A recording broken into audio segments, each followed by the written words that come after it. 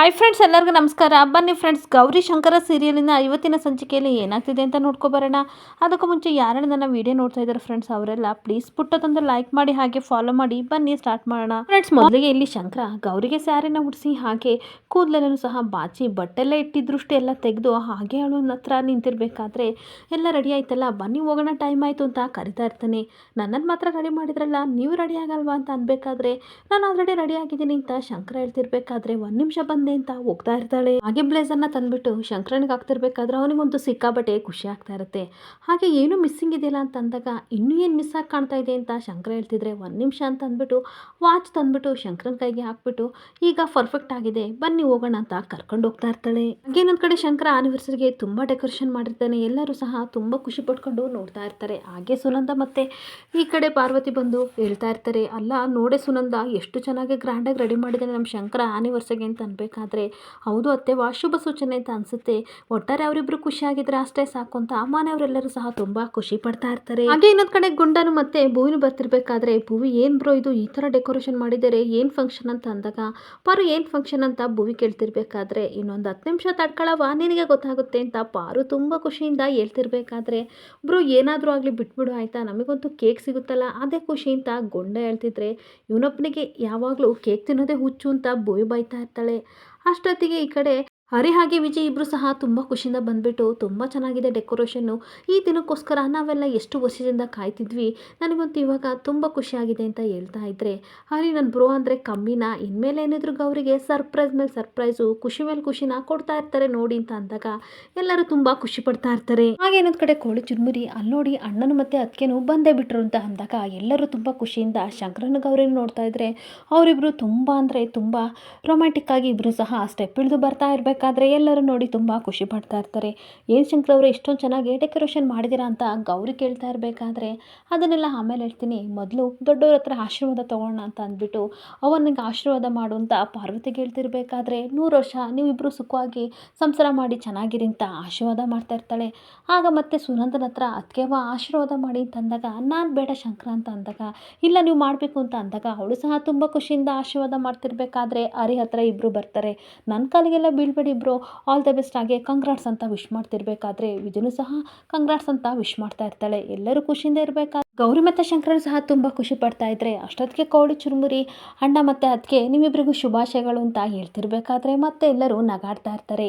ಹಾಗೆ ಮತ್ತೆ ಭೂಮಿ ಹೇಳ್ತಾ ಇರ್ತಾಳೆ, ಯಾಕೆ ಬ್ಯಾಡ್ ಬಾಯ್ಗೆ ಎಲ್ಲರೂ ಸಹ ಈ ರೀತಿ ವಿಶ್ ಮಾಡ್ತಿದ್ದಾರಲ್ಲ, ಈ ರೀತಿ ವಿಶ್ ಮಾಡೋದು ಗಂಡ ಹೆಂಡ್ತಿಗೆ ಮಾತ್ರ ಅಲ್ವಾ ಅಂತ ಹೇಳ್ತಿರ್ಬೇಕಾದ್ರೆ, ವಿಜಯ್ ಎಲ್ಲ ನಿನಗೆ ಅರ್ಥ ಆಗುತ್ತೆ ಕಂದ, ಸ್ವಲ್ಪ ವೆಯ್ಟ್ ಮಾಡು ಅಂತ ಹೇಳ್ತಾ ಇರ್ತಾಳೆ. ಹಾಗೆ ಶಂಕರ ಎಲ್ಲರ ಹತ್ರನೂ ನಾನೊಂದು ವಿಷಯ ನಿಮ್ಮ ಹತ್ರ ಹೇಳಬೇಕು ಅಂತ ಹೇಳ್ತಾ ಇರ್ತಾನೆ. ಇನ್ನೊಂದು ಕಡೆ ಇದೆ ಅದು 11 ನಂಬರ್ ಬರ್ತಿದೆ ಅಂತ ಟಿ ಸಿ ಮಾಲಿಂದ ನೋಡ್ತಾ ಇರಬೇಕಾದ್ರೆ ಹಾಗೆ ರಿಸೀವ್ ಮಾಡಿ ಹಲೋ ಯಾರು ಅಂತ ಅಂದಾಗ ಆ ಕಡೆಯಿಂದ ಗಂಗಾ, ನಾನು ಅಡ್ವೊಕೇಟ್ ಗಂಗಾ ಮಾತಾಡ್ತಾ ಇರೋದು, ನಿಮಗೊಂದು ಇನ್ಫಾರ್ಮೇಷನ್ ಕೊಡಬೇಕು ಅಂತ ಹೇಳ್ತಾ ಇರ್ತಾಳೆ. ಏನು ಇನ್ಫಾರ್ಮೇಷನ್ ಕೊಡಬೇಕು ಅಂತ ಮಾಲಿನ ಕೇಳ್ತಾ ಇದ್ದರೆ, ನೋಡಿ ನಾನು ಏನು ಇನ್ಫಾರ್ಮೇಷನ್ ಕೊಡಬೇಕು ಅಂತ ಅಂದ್ಕೊಂಡಿದ್ದೀನೋ ಅದನ್ನು ಹೇಳೋಕ್ಕೂ ಮುಂಚೆ ನಿಮ್ಮ ವ್ಯಕ್ತಿತ್ವ ಏನು, ನೀವೇನು ಅನ್ನೋದು, ನಿಮ್ಮ ಸ್ವಭಾವ ಏನು ಅದೆಲ್ಲ ನನಗೆ ತುಂಬ ಚೆನ್ನಾಗಿ ಗೊತ್ತಿದೆ.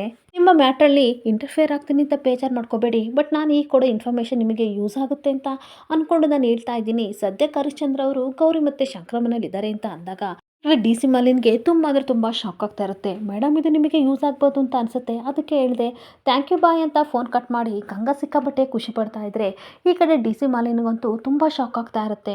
ಅವತ್ತೊಂದಿನ ಹರಿನ ಎಲ್ಲಿ ಉಳ್ಕೊಂಡಿದ್ಯಾ ಅಂತ ಕೇಳ್ತಿರ್ಬೇಕಾದ್ರೆ, ಇದು ನನ್ನ ಪರ್ಸ್ನಲ್ ಮ್ಯಾಟರು, ನಾನು ಎಲ್ಲಿ ಬೇಕಾದರೂ ಇರ್ತೀನಿ, ನೀವು ಕೇಳೋ ಅಧಿಕಾರ ಇಲ್ಲ ಅಂತ ಹೇಳಿದ್ನೆಲ್ಲ ನೆನ್ಪು ಮಾಡಿಕೊಂಡು, ಏನು ಹರಿ ಗೌರಿ ಮನೇಲಿ ಉಳ್ಕೊಂಡಿದ್ದಾನೆ ಅಂತ ಶಾಕ್ ಆಗಿ ನಿಂತ್ಕೊಬಿಡ್ತಾಳೆ.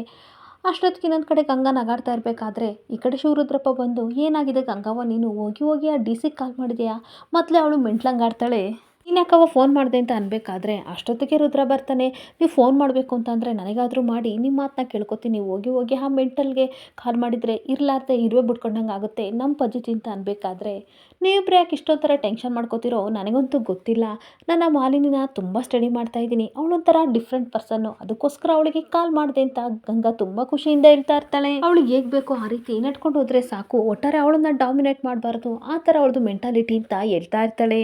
ಗೊತ್ತಾ ಇವಾಗ ದಾರಿಯಲ್ಲಿ ನಾವು ಹೋಗ್ತಾ ಇರುತ್ತೆ, ನಾವೇನಾದರೂ ಸದ್ ಮಾಡಿದರೆ ಅದು ಎಡೆ ಎತ್ತುತ್ತೆ, ಇಲ್ಲ ಅಂತಂದರೆ ಸೈಲೆಂಟಾಗಿ ಹೋಗ್ತಿರುತ್ತಲ್ವಾ, ಅದೇ ರೀತಿ ಇವಳಿಗೆ ಉತ್ತರ ಬೇಕಿತ್ತು, ಉತ್ತರ ಕೊಟ್ಟಿದ್ದೀವಿ, ನಾವೇನಾದರೂ ಪ್ರಶ್ನೆ ಮಾಡಿದರೆ ಸಿಡಿದು ಬಿಡ್ತಾಳೆ. ಇವಾಗ ದೊಡ್ಡ ಬಾಂಬೆ ಹಾಕಿದ್ದೀನಿ, ಇವಾಗ ನೋಡಿ ಶಂಕರನ ಮನೆಗೆ ಹೋಗಿ ಯಾವ ರೀತಿ ಸಿಡುಕ್ತಾಳೆ, ನಮಗೂ ಅದೇ ತಾನೇ ಬೇಕು ಅಂತ ಗಂಗಾ ಹೇಳ್ತಾ ಇರ್ತಾಳೆ. ಹಾಗೆ ಈಗ ಸಿಡಿಯೋ ಕಲ್ಲಿಗೆ ಆ ಶಂಕರನ ಮನೆ ಹಲ್ಲಾಡ್ ಹೋಗ್ಬೇಕು, ನೋಡ್ತಾ ಇರಿ ಹೆಂಗ್ ನಡುಗುತ್ತೆ ಅಂತ ಅಂದಾಗ ಶಿವರುದ್ರಪ್ಪನಿಗೂ ರುದ್ರನಿಗೂ ತುಂಬಾ ಖುಷಿ ಆಗ್ತಿರುತ್ತೆ. ಇನ್ನೊಂದು ಕಡೆ ಶಂಕರ ಮನೆಯವರು ಎಲ್ಲರಿಗೂ ಸಹ ಹೇಳ್ತಾ ಇರ್ತಾನೆ, ನಾನು ಒಂದು ವಿಷಯ ಅಲ್ಲ 2 ವಿಷಯ ನಿಮ್ಮ ಹತ್ರ ನಾನು ಶೇರ್ ಮಾಡ್ಕೋಬೇಕು, ಹಾಗೆ ಹೇಳಬೇಕು ಅಂತ ಅಂದಾಗ ಎಲ್ಲರಿಗೂ ತುಂಬ ಆಶ್ಚರ್ಯ ಆಗ್ತಾ ಇರುತ್ತೆ. ಮೊದಲನೇ ವಿಷಯ ಹೇಳ್ತೀನಿ ಅಂತ ಅಂದ್ಬಿಟ್ಟು ಭುವಿ ಹತ್ರ ಬಂದ್ಬಿಟ್ಟು, ಭುವಿ ಬಾಯಿಲಿ ಯಾವಾಗಲೂ ನಮ್ಮ ಅಪ್ಪಯ್ಯ ಅಂದರೆ ಹೇಗಿರ್ತಾನೆ, ನಿನ್ನಷ್ಟ ಪ್ರೀತಿ ಮಾಡ್ತಾನೆ ಅಂತ ಕೇಳ್ತಿದ್ದೆ ಅಲ್ಲ ಅಂದಾಗ, ಹೌದು ಬ್ಯಾಡ್ ಬಾಯ್ ನಮ್ಮ ಅಪ್ಪ ಯಾರು ಅಂತ ನೀನು ನೋಡಿದ್ಯಾ ಅಂತ ಅಂದಾಗ, ಹೌದಮ್ಮ ನಾನು ನೋಡಿದ್ದೀನಿ, ನಾನೇ ನೀನು ಅಪ್ಪ ಅಂತ ಅಂದಾಗ ಎಲ್ಲರಿಗೂ ಸಿಕ್ಕಾಬಟ್ಟೆ ಖುಷಿ ಆಗ್ತಿರುತ್ತೆ. ಆದರೆ ಭುವಿಗೆ ಮಾತ್ರ ತುಂಬ ಆಶ್ಚರ್ಯ ಆಗ್ತಿರ್ಬೇಕಾದ್ರೆ, ಏನು ಹೇಳ್ತಿದ್ರ ಬ್ಯಾಡ್ ಬಾಯ್ ಅಂತ ಅನ್ಬೇಕಾದ್ರೆ, ಹೌದಮ್ಮ ನಾನೇ ನಿಮ್ಮ ಅಪ್ಪಯ್ಯ ಅಂತ ಹೇಳ್ತಿರ್ಬೇಕಾದ್ರೆ ಈ ಕಡೆ ಭುವಿಗೆ ಮತ್ತೆ ಶಾಕ್ ಆಗ್ತಾ ಇರುತ್ತೆ. ನಾನು ನಿಮ್ಮವ್ವ ಗಂಡ ಹೆಂಡ್ತಿ, ನಾವು ಮದುವೆ ಆಗಿ 8 ವರ್ಷ ಆಗಿದೆ ಇವತ್ತಿಗೆ, ಆದರೆ ಕೆಲವು ಕಾರಣಾಂತರಗಳಿಂದ ನಾವಿಬ್ಬರು ದೂರ ಆಗಿದ್ವಿ, ಆದರೆ ಮತ್ತೆ ಹತ್ರ ಆಗೋಕ್ಕೆ ನೀನೇ ಕಾರಣ ಅಂತ ಅಂದಾಗ ಮತ್ತೆ ಮನೆಯವರೆಲ್ಲರೂ ಸಹ ತುಂಬ ಖುಷಿಯಿಂದ ನಗಾಡ್ತಾ ಇರ್ತಾರೆ.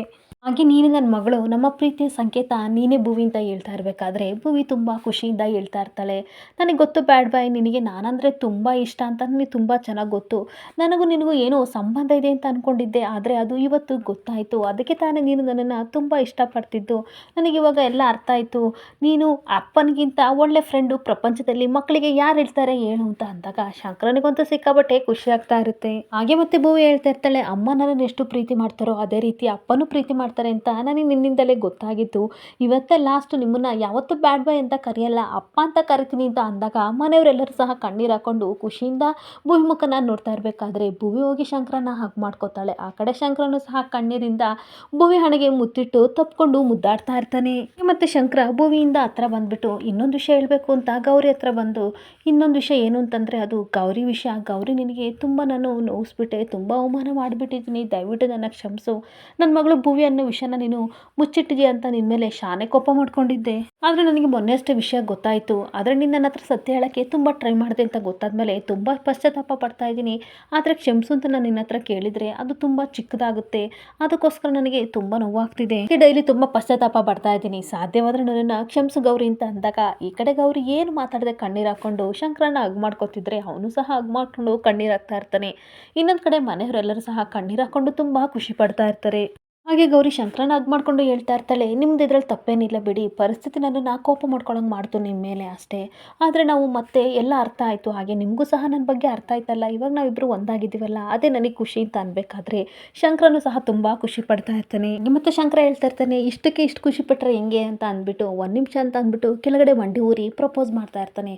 ಹಾಗೆ ಫ್ಲವರ್ ಬಗ್ಗೆ ಇಟ್ಕೊಂಡು ಪ್ರಪೋಸ್ ಮಾಡ್ತಾ ಇರ್ತಾನೆ. ಪ್ರೀತಿ ಮಾಡಿದವರು 7 ಸಮುದ್ರ ಬೇಕಾದರೂ ದಾಟಿ ಬರ್ತಾರೆ ಅನ್ನೋ ಮಾತು ನಿಜ ಆಯಿತು, ನಾವು ಎಷ್ಟೇ ಅಲೆಗಳಿದ್ರೂ ಸಹ ನಮ್ಮ ಲೈಫಲ್ಲಿ ಎಲ್ಲನೂ ದಾಟಿ ಇಲ್ಲಿವರೆಗೂ ಬಂದಿದ್ದೀವಿ, ನನಗೆ ಪ್ರಪಂಚ ಜ್ಞಾನನೇ ಗೊತ್ತಿರಲಿಲ್ಲ, ಒಬ್ರತ ಹೆಂಗೆ ಮಾತಾಡಬೇಕು ಅಂತಲೂ ಸಹ ನನಗೆ ಗೊತ್ತಿರಲಿಲ್ಲ, ಜೋಗಿನ ಶಂಕರನಾಗಿ ಮಾಡಿದ್ದು ನೀವೇ, ನಿಮಗೆ ಕೊಡೋಕೆ ನನ್ನ ಹತ್ರ ಏನೂ ಇಲ್ಲ, ಇರೋದು ಪ್ರೀತಿ ಮಾತ್ರ ಅಂತ ಪ್ರಪೋಸ್ ಮಾಡ್ತಾರೆ. ಹಾಗೆ ಜೋಗಿ ಆಸಾನಿಗೆ ಮಾತ್ರ ಲವರ್ ಆಗಿದ್ದ, ಆದರೆ ಈ ಶಂಕರ ವರ್ಲ್ಡ್ಗೆ ಫೇಮಸ್ ಲವರ್ ಆಗ್ತಾನೆ ಅಂತ ಪ್ರಪೋಸ್ ಮಾಡ್ತಿರ್ಬೇಕಾದ್ರೆ ಗೌರಿಗೆ ಸಿಕ್ಕಾಬಟ್ಟೆ ಖುಷಿ ಆಗ್ತಾ ಇರುತ್ತೆ. ಹಾಗೆ ಐ ಲವ್ ಯು ಅಮ್ಮಿಯವ್ರೆ ಅಂತ ಪ್ರಪೋಸ್ ಮಾಡ್ತಾ ಇರ್ತಾನೆ.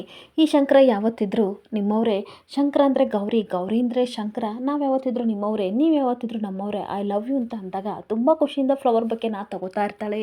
ತುಂಬ ರೊಮ್ಯಾಂಟಿಕ್ ಆಗಿ ಇಬ್ಬರು ಡ್ಯಾನ್ಸ್ ಮಾಡ್ತಾ ಇರಬೇಕಾದ್ರೆ ಗೌರಿ ಹೇಳ್ತಾ ಇರ್ತಾಳೆ, ಇದೇನೋ ತುಂಬ ಕ್ಲಾಸಾಗಿ ಆಗಿತ್ತು, ಆದರೆ ಮಾಸ್ ಆಗಬೇಕು ಅಂತ ಅಂದರೆ ನೀವು ಹಳೆ ಜೋಗಿಯವ್ರು ಆಗಬೇಕು ಅಂತ ಅಂದಾಗ ಚಿಟಿಕೆ ಹೊಡಿದ ತಕ್ಷಣ ಸ್ಟ್ಯಾಚು ಆಗಿ ನಿಂತಿದ್ದ ಮನೆಯವರೆಲ್ಲರೂ ಸಹ ಕಣ್ಣು ಬಿಟ್ಕೋತಾರೆ. ಆಗ ತುಂಬ ಖುಷಿಯಿಂದ ನಗಾಡ್ಕೊಂಡು ಶಂಕರ ಹೇಳ್ತಾ ಇರ್ತಾನೆ, ನಿಮ್ಮನ್ನು ಕಂಡ ತಕ್ಷಣ ಯಾವತ್ತೋ ಫಿಕ್ಸ್ ಮಾಡಿಕೊಂಡೆ ನೀವು ನನ್ನವರು ಅಂತ.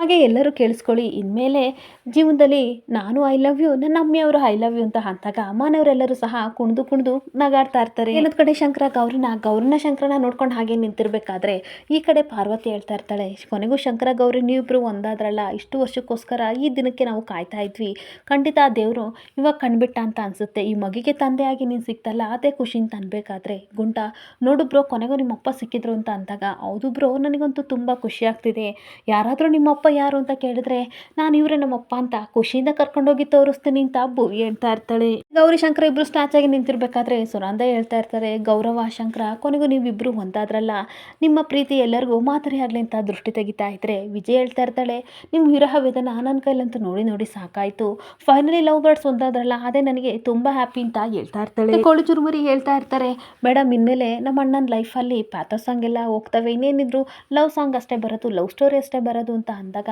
ಈ ಕಡೆ ಹರಿ ಹೇಳ್ತಾ ಇರ್ತಾನೆ, ಹೌದು ಹೌದು ಇಷ್ಟೊತ್ತು ನಾವು ಈಗ ಪ್ರೇಮಿಗಳನ್ನೆಲ್ಲ ನೋಡಾಯಿತು, ಒಂದು ಮಾಡಿದ್ದು ಆಯಿತು ಇವಾಗ ಹೋಗ್ಬಿಟ್ಟು ಕೇಕ್ ಕಟ್ ಮಾಡೋಣ ಬ್ರೋ ಅಂತ ಅನ್ಬೇಕಾದ್ರೆ ಅವರಿಬ್ರು ಒಬ್ಬೊಬ್ರು ಮುಖ ನೋಡ್ಕೊಂಡು ಹಾಗೆ ನಿಂತಿರ್ತಾರೆ.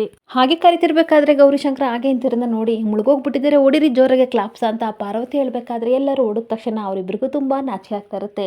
ಜೋಗಿಯವರೇ ಬನ್ನಿ ಕೇಕ್ ಕಟ್ ಮಾಡಿ, ಇಲ್ಲ ಅಂತ ಅಂದರೆ ಗುಂಡ ಅಳ್ತಾನೆ ಅಷ್ಟೇ ಅಂತ ಕೋಳಿ ಚುರುಮುರಿ ಹೇಳ್ತಿರ್ಬೇಕಾದ್ರೆ ನಗಾಡ್ಕೊಂಡು ಕೇಕ್ ಕಟ್ ಮಾಡೋಕೆ ಹೋಗ್ತಾ ಇರ್ತಾರೆ.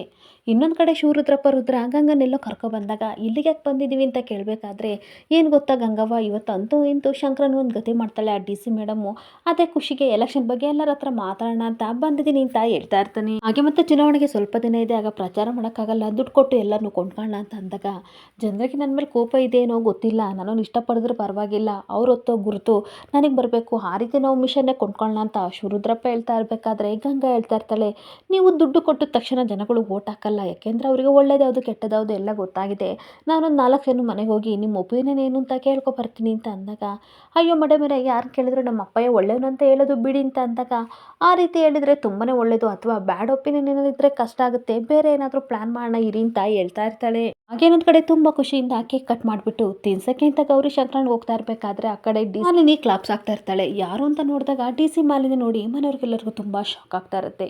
ಇಲ್ಲಿಗೆ ಸಂಚಿಕೆ ಎಂಡ್ ಆಗ್ತಿದೆ. ಈ ವಿಡಿಯೋ ಇಷ್ಟ ಆದರೆ ಪುಟ್ಟದೊಂದು ಲೈಕ್ ಮಾಡಿ, ಫಾಲೋ ಮಾಡಿ. Thank you.